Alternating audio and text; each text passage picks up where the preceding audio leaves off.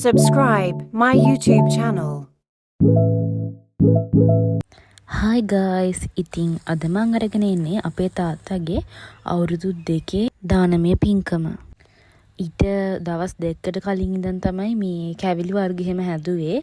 ලොකු දේවල් හැදුවේ නැහැ. මොකද පන්සලිනුත් කියලා තිබ්බ අවුරුදු කාලේ අර කැවිලි ගොඩක් හම්බෙච්ච නිසා කැවිලි වර්ග එපා කියලා. එදත් අපි නිදාගත්තේ රෑ 12ට වගේ ඇති. ඔය කැරම් ගහන වෙලාවෙත් රෑ ඔය 11යි ගාණක් වෙලාව. පහුවදා උදේම පළතුරු ගේන්න ගියා. අවුලුපත් වලටයි තව ඔය මේ අපි වෙනම පළතුරු වට්ටේ හදලා දුන්නා. ඒවටයි තමයි පළතුරු ගෙනාවේ. පාර අපි බුෆේ සෙට් එක ලෑස්ති කළේ මේ රූම් එකේ. ඊට පස්සේ එදා හවස මේ අංකල්ලා ඇවිල්ලා හට් ගහලා දීලා ගියා.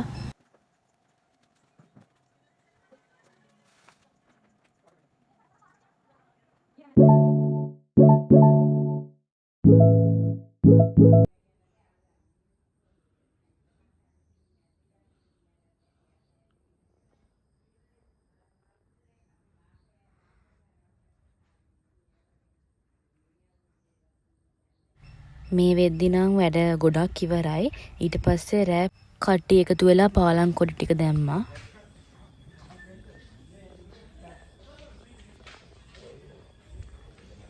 ඊට පස්සේ තමයි අර හාමුදුරුව වෙනුවෙන් ගෙනියන පළතුරු වට්ටි තව අපි වෙනම ස්වීට්ස් ඒව මෙහෙම දාලා මේ වෙනම වට්ටි වගේක් හැදුවා. වට්ටි ටික හදලා ඉවරයි. මේ තියෙන්නේ හාමුදුරුවන්ගේ මොනවද? දේවල්. කොහොම හරි ඔය වැඩ ටික ඉවරලා එකට විතර තමයි කට්ටිය නිදාගත්තේ. මේ පාර දානෙට අපේ තාත්තා වෙනුවෙන් ගොඩාක් කට්ටිය අටපිරිකර සෙසු පිරිකරවල් ගොඩාක් හම්බලා තිබ්බා. ඒ හැමෝටම වගේම දාන වෙනුවෙන් උදව් කරපු හැමෝටම ගොඩක් පිං. එදා උදේම නැගිටලා අපිට තිබ්බේ අර මේ තාත්තගේ ෆොටෝ එකට මල් මාලයක් හදන්න. දැන් ඔය ඒක හම්බුනනවා.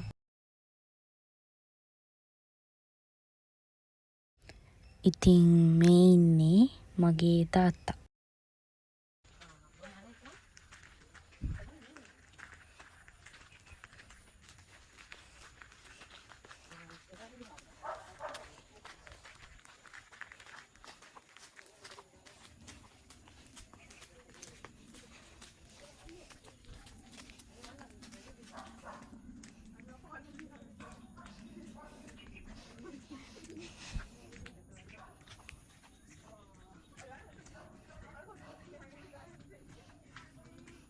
අපි ඊට පස්සේ ඔය පැන් කෙන්ඩියයි පැන් වඩන භාජන ටිකයි කියන්න ගියා.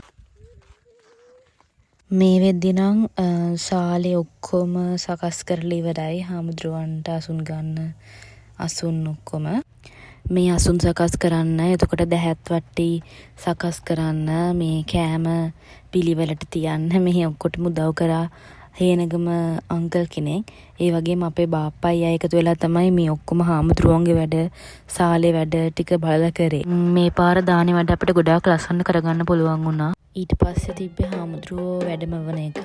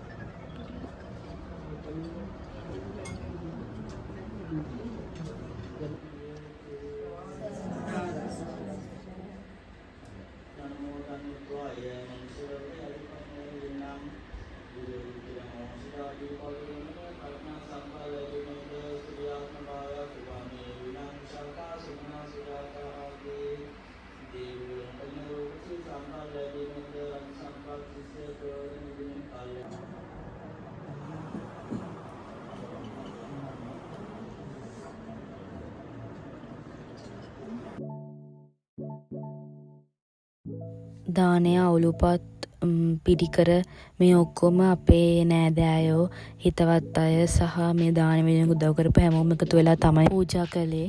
මොන දේ වුණත් අපේ පවුලට ගොඩක් කර පිරිස් සම්පත්තිය තියෙනවා. ඒ කියන්නේ දැන් අපි කොහොමත් ඉන්න ගමක සහ අපේ නෑදෑයෝ තමයි ගොඩක් අපේ ගමේ ඉන්නේ. අපේ තාත්තා ජීවත් වෙලා ඉන්න කාලේ ඉතින් හැම පොදු දෙයකටම ගමේ උදව් කරනවා. ඒ නිසා තමයි මං හිතන්නේ ඒ දාන වෙනුවෙන් උනත් මෙච්චර සෙනගක් ඉන්නේ සහ උදව් මෙච්චර ලැබෙන්නේ. ඉතින් මං ආයි ස්තුති කරනවා දාන වෙනුවෙන් උදව් කරපු හැමෝටම. දානයක් දීමෙන් නැති වෙන සතුට තමයි පින කියන්නේ කියලා මං අහලා දෙනවා. ඉතින් කවදා හරි මේ vlog එක බලලා අපිට ආයෙත් අපි කරපු පින් මතක් කරගන්න පුළුවන්. ඒ නිසා තමයි මම මේක ෂෙයා කරන්න හිතුවේ. ඊට පස්සේ තාත්තා සහ අපේ පරම්පරාවේ මියගිය අනිත් අය වෙනුවෙන් අපි පෑන් වැඩුවා. හාමුදුරුවන්ට ගෙනියන්න බැරි තරම් මේ පාර පිරිකර තිබ්බා. වෙනම වාහනයක තමයි පිරිකරට ඊට පස්සේ ආවේ.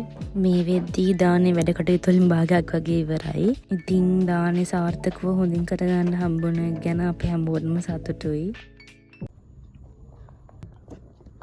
Hi. ඉතින් ඊළඟ vlog එක ටිකක් වෙනස් vlog එකක් වෙන. Subscribe my YouTube channel. Stay tuned with me. Bye bye.